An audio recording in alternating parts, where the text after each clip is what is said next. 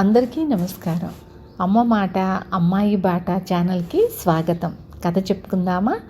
దురాశాపరుడు.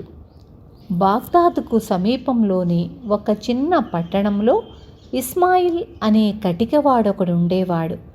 వాడి దుకాణానికి దరిదాపుల్లో మరొక మాంసం అమ్మే దుకాణం లేనందువల్ల వాడి వ్యాపారం చాలా లాభసాటిగా సాగుతూ ఉండేది. ఒకనాడు ఇస్మాయిల్ దుకాణానికి ఒక ముసలివాడు వచ్చాడు. అతడి దుస్తులను బట్టి విదేశీయుడని అతడు వెంటనే గ్రహించాడు. ముసలివాడు ఇస్మాయిల్ను కొంచెం లేతగా ఉండే మాంసం ఒక సేరు ఇవ్వమని అడిగాడు. ఆ రకం మాంసానికి నువ్వు 1 వెండి కాసు ఇవ్వవలసి వస్తుంది అన్నాడు ఇస్మాయిల్.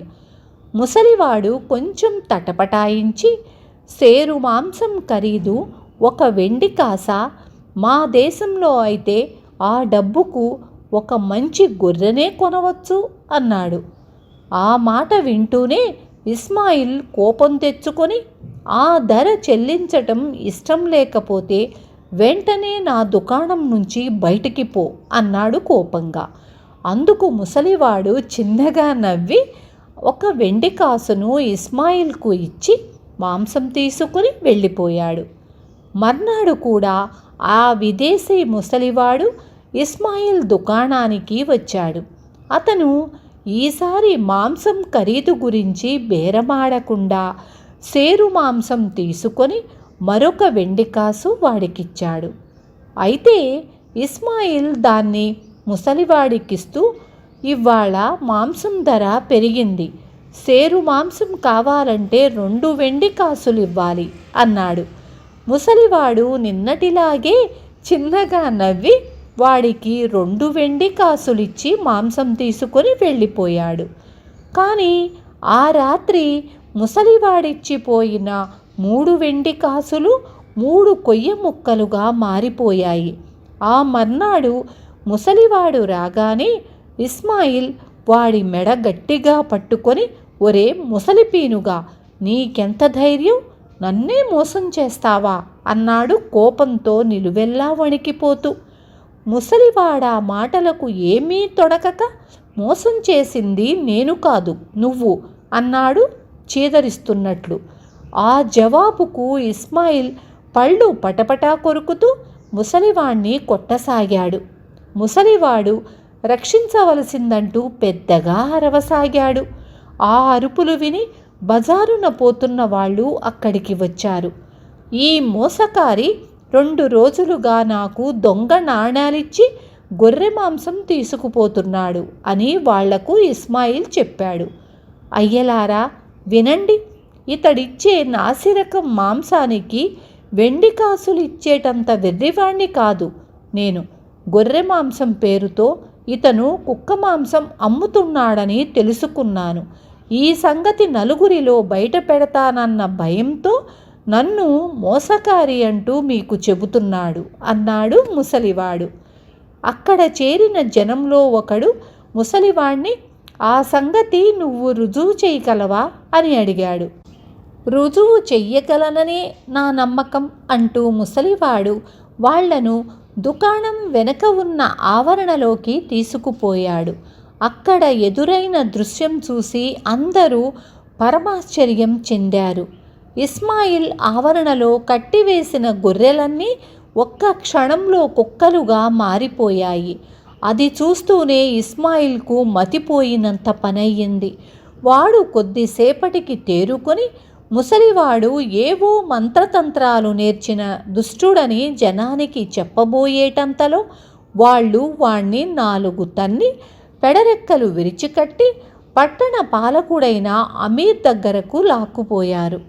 అమీర్ జరిగిందంతా విని పట్టరాని కోపంతో, ఒరే నీచుడా, నా వంటవాడు కూడా ఎంతో కాలంగా నీ దుకాణంలోనే మాంసం కొంటున్నాడని నాకు తెలుసు, నిన్ను నిలువునా చిత్రవద చేయిస్తాను అంటూ ముందున్న పెద్ద పుస్తకం పేజీలు కొంచెం సేపు తిప్పి చూసి నిస్పృహగా, నువ్వు కొంతలో కొంత అదృష్టవంతుడివి, నీ నేరానికి మరణశిక్ష వెయ్యాలనుకున్నాను, కానీ శిక్షాస్మృతి ఒప్పదు అని భటులను పిలిచి, ఈ దుష్టుణ్ణి ముందు 101 కొరడా దెబ్బలు కొట్టండి, తరువాత కుడికన్ను పొడి చేయండి.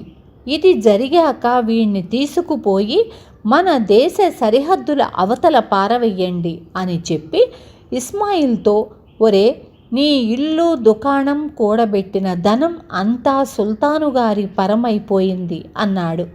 భటులు అమీర్ ఆజ్ఞ ప్రకారము ఇస్మాయిల్ను కొరడాలతో కొట్టి కుడికన్ను గుడ్డి చేసి వాణ్ణి తీసుకుపోయి సరిహద్దుల అవతల వదిలారు. అహంకారం, మితిమీరిన ధనాశ తనకు ఇంతటి దురవస్థకు కారణమైందని ఇస్మాయిల్ దుఃఖిస్తూ కొన్నాళ్లకు మరొక నగరం చేరాడు. అక్కడ వాడు బిచ్చమెత్తి కాలం గడపసాగాడు. ఒకనాడు తోటి బిచ్చగాళ్ళు మాటల సందర్భంలో వాడితో, ఒరే, ఈ నగర సుల్తానుకు శకునాల పిచ్చి ఉంది. ఒంటికంటివాడు ఎదుట పడితే దుశ్శకునంగా భావించి కొరడా దెబ్బల శిక్ష వేస్తాడు. ఆ కళ్ళల్లో కుడికన్ను గుడ్డిదైతే మాత్రం ఉరిశిక్షే. కనుక ఆయన కంటపడకుండా జాగ్రత్త పడుతూ ఉండు అని సలహా ఇచ్చాడు. అయితే ఒకనాడు ఇస్మాయిల్ బిచ్చం కోసం రాజవీధిలో తిరుగుతూ ఉండగా పెద్ద కోలాహలం బయలుదేరింది. కొందరు గుర్రపు రౌతులు జనాన్ని తప్పుకోమని హెచ్చరిస్తూ దౌడు తీయసాగారు. విచారించగా ఇస్మాయిల్కు ఆ దారి వెంట సుల్తాన్ వస్తున్నట్లు తెలిసింది. వాడు బిచ్చగాళ్ల సలహా గుర్తు తెచ్చుకొని పరుగున పోయి ద్వారం బార్లా తెరిచి ఉన్న ఒక ఇంట్లో ప్రవేశించాడు.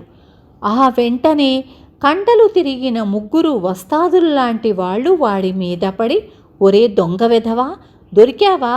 గత 3 రోజులుగా మేము లేనప్పుడు వంటగదిలో జొరబడి అక్కడ దొరికిందంతా తినిపోతున్నది నువ్వే కదా అంటూ చితకబాది వీధిలోకి విసిరివేశారు.